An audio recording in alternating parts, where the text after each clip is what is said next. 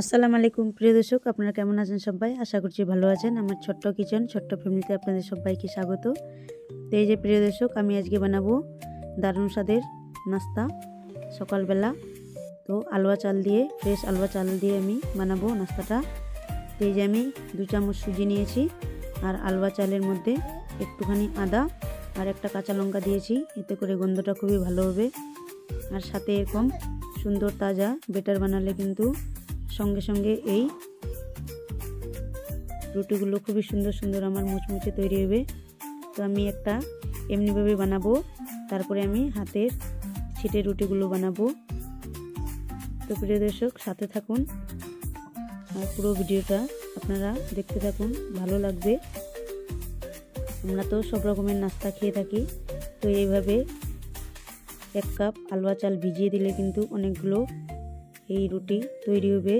আর সাথে একটুখানি যে কোনো তরকারি দিয়ে, ভাজা বা লুটপুটা তরকারি দিয়ে কিন্তু খাওয়া যায়।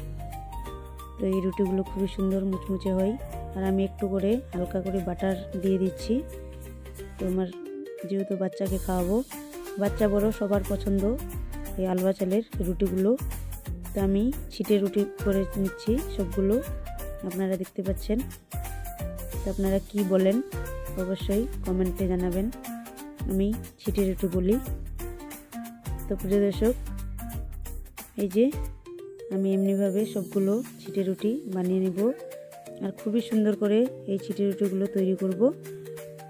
তো প্রিয় দর্শক, আশা করছি ভিডিওটা ভালো লাগবে। ভালো লাগলে অবশ্যই একটি লাইক দিয়ে কন্টিনিউ করবেন। আর আমার ভিডিওর কোথাও কোনো অংশ ভালো লাগলে, আমার কথা বা আমার হাতের কোনো কাজ, অবশ্যই চ্যানেলটিকে সাবস্ক্রাইব করে পাশে থাকবেন। আর যে দিদিভাই আপুরা আমাকে কমেন্টগুলো করেছেন, আপনাদের অসংখ্য অসংখ্য ধন্যবাদ। আর আমি আপনাদের সবার ভিডিওগুলো দেখি, তো আমার খুবই ভালো লাগে। তো প্রিয় দর্শক, এই যে আমার সবগুলো রুটি তৈরি হয়ে গেল। তো প্রিয় দর্শক, আপনারা এমনিভাবে বানান কিনা অবশ্যই কমেন্ট করে জানাবেন। আমি ফ্রেশ আলুয়া চাল ভিজিয়ে কিন্তু এইভাবে ছিটে রুটিগুলো তৈরি করে নিই, ঝটপট বানা যায়, বেশি টাইমও লাগে না। তো প্রিয় দর্শক, এই যে আমি এমনিভাবে সবগুলো রুটি তৈরি করে নেব। তো আমার কোনো কাজ, কোনো কথা যদি ভালো লাগে, তো অবশ্যই আমার পাশে থাকার অনুরোধ রইল। আর প্রিয় দর্শক, এমনিভাবে একে অপরের সঙ্গে থাকলে, সাথে থাকলে তো পথ চলা খুবই সহজ হয়ে যায়। তো প্রিয় দর্শক, এই যে আমি সবগুলো বানিয়ে নিলাম।